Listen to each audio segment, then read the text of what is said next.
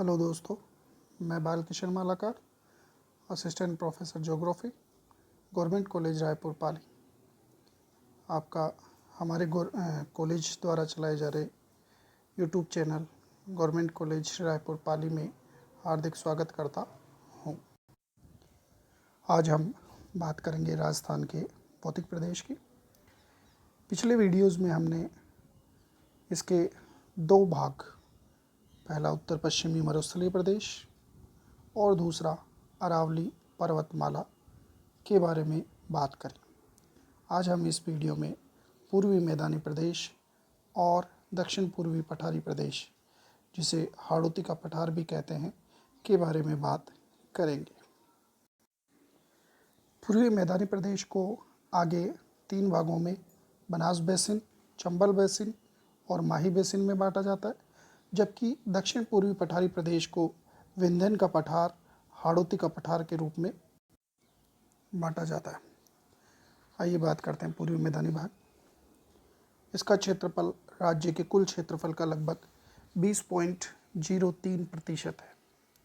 राज्य की लगभग 39% जनसंख्या यहाँ निवास करती है। इस दृष्टि से देखें तो जनसंख्या घनत्व तो यहाँ पर सर्वाधिक मिलता है। यह मैदानी भाग अरावली पर्वतमाला के पूर्व में स्थित है।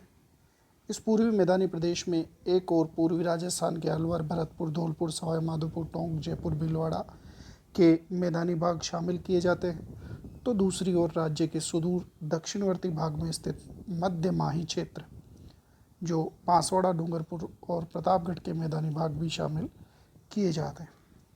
इस मैदान का उत्तर पूर्वी भाग गंगा यमुना के मैदानी भाग से मिला हुआ है। यहाँ की जलवायु आर्द्र जलवायु है, जहाँ 50 सेंटीमीटर से 80 सेंटीमीटर के मध्य वार्षिक वर्षा होती है।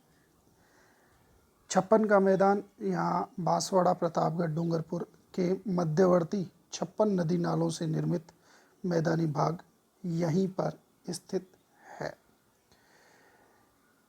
इस प्रदेश का ढाल पूर्वी दिशा में है, अतः सभी नदियाँ पश्चिम से पूर्व की ओर बहकर बंगाल की खाड़ी में अपना जल ले जाती हैं। दक्षिणी मैदानी क्षेत्र का ढाल पश्चिम में होने के कारण माही नदी खंबात की खाड़ी में गिरती है। चंबल के बीहड़ व कंदराएँ यहाँ की मुख्य विशेषता है। पूर्वी मैदानी भाग को आगे 3 उपविभागों में विभाजित किया गया है: बनास बेसिन, चंबल बेसिन और माही बेसिन या छप्पन का मैदान। बनास बेसिन, बनास और उसकी सहायक नदियाँ खारी, मोरेल, बेड़च, मैनाल, कोठारी, काले सिंध, मासी आदि द्वारा सिंचित मैदानी क्षेत्र ये है। इस संपूर्ण भूभाग में जलोढ़ मिट्टी का जमाव पाया जाता है। दूसरा पार्ट चंबल बेसिन, जो कि इस क्षेत्र की स्थलाकृति उत्खात स्थलाकृति, जिसे बेडलैंड टोपोग्राफी या कटी फटी स्थलाकृति भी कहा जाता है। इसकी संपूर्ण घाटी में नवीन कांपीय जमाव मौजूद है। इस बेसिन में विशाल बीहड़ है, जिनमें चोर डाकुओं का आतंक बना रहता है। कोटा, बूंदी, टोंक, सवाई माधोपुर, करौली और धौलपुर के समतल मैदानी क्षेत्र इसमें शामिल है। इस भूभाग के दक्षिणी हिस्से में अनियमित पहाड़ियाँ, जिन्हें डांग भी कहते हैं, विद्यमान हैं। फिर आता है माही बेसिन या छप्पन का मैदान। इस बेसिन का निर्माण माही और उसकी छोटी छोटी सहायक नदियों के द्वारा किया गया। इस बेसिन का ढाल उत्तर की अपेक्षा दक्षिण में अधिक है, इसलिए ये नदी उत्तर से दक्षिण की ओर बहती है। छप्पन का मैदान बांसवाड़ा और से प्रतापगढ़ के मध्य स्थित है। काठल का मैदान प्रतापगढ़ का वह भूभाग जो माही नदी के किनारे स्थित है, उसको काठल कहा जाता है। मेवल, डूंगरपुर व बांसवाड़ा के मध्य का मैदानी भाग, बागड़, डूंगरपुर और बांसवाड़ा के मध्य विच्छेदित भूभाग, जिसे राजस्थानी भाषा और गुजराती भाषा का मिश्रित रूप भी जहां पाया जाता है। इस मैप के माध्यम से भी हम पूर्वी मैदानी प्रदेश को देख सकते हैं, जिसमें उत्तर में रूपारेल नदी, जो अंतःप्रवाही नदी के रूप में मौजूद रहती है, उसके नीचे बाणगंगा बेसिन, उसके नीचे बनास बेसिन जिसमें बेडच, कोठारी, खारी, मासी, मोरेल आदि नदियाँ मिल रही हैं, और सबसे नीचे माही बेसिन जिसमें उत्तर की तरफ से सोम और जाखम नदियाँ आकर मिलती है। इसके बाद में अगला जो हमारा बिंदु है वो है दक्षिण पूर्वी पठारी प्रदेश, जो तो चौथा भूआकृतिक प्रदेश राजस्थान भौतिक भूभागों के अंतर्गत शामिल है। दक्षिण पूर्वी पठारी प्रदेश जिसमें राज्य का लगभग 6.56% भाग आता है और यहाँ 11% जनसंख्या शामिल है। ज्वालामुखी से निकले लावा से ये निर्मित क्षेत्र है, इसी कारण से इसकी मृदा काली है। इस प्रदेश का ढाल दक्षिण पश्चिम से उत्तर पूर्व की ओर है, जहाँ इस क्षेत्र की प्रमुख नदी चंबल उत्तर पूर्व की ओर बहती है।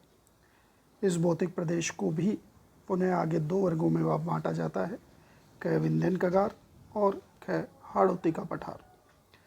विंध्यन कगार विंध्याचल का पश्चिमी भाग है और राज्य में ये कगार धौलपुर से लेकर प्रतापगढ़ तक फैला हुआ है। इस क्षेत्र में बलुआ पत्थर की मात्रा अधिक मिलती है। धौलपुर और करौली जिले से लाल बलुआ पत्थर निकाला जाता है। इसी क्षेत्र के प्रतापगढ़ जिले के मानपुरा केसरपुरा क्षेत्र से हीरे निकाले जाते हैं। इसका दूसरा पार्ट हाड़ौती का पठार। ये पठार प्रशासनिक रूप से कोटा, बूंदी, बारा, झालावाड़ आदि जिलों में विस्तृत है। ये पठार मध्य प्रदेश के मालवा के पठार का ही उत्तर पश्चिमी भाग है। इस पठारी भाग पर काली मिट्टी अधिक मिलती है, इसलिए इन क्षेत्रों में गन्ना, कपास, संतरा, अफीम, अंगूर आदि की खेती की जाती है। जलवायु की दृष्टि से ये क्षेत्र उपोष्ण आर्द्र जलवायु वाला क्षेत्र है। इस क्षेत्र में झालावाड़ सबसे अधिक वर्षा वाला जिला है। इसके अतिरिक्त शाहबाद उच्च क्षेत्र 12, डग गंगाधार का उच्च भूमि क्षेत्र झालावाड़ में स्थित है। बूंदी व मुकंदवाड़ा की पहाड़ियाँ अर्धचंद्राकार रूप में मिलती हैं।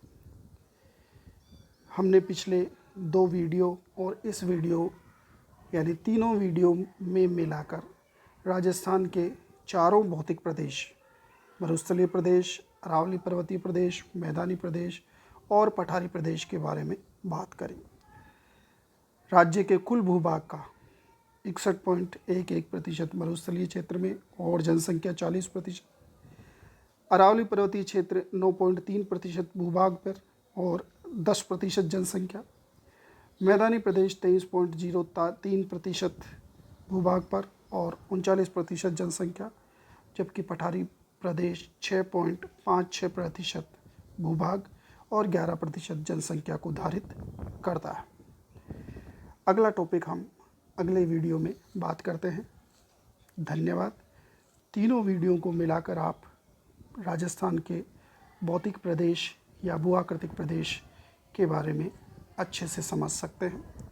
धन्यवाद।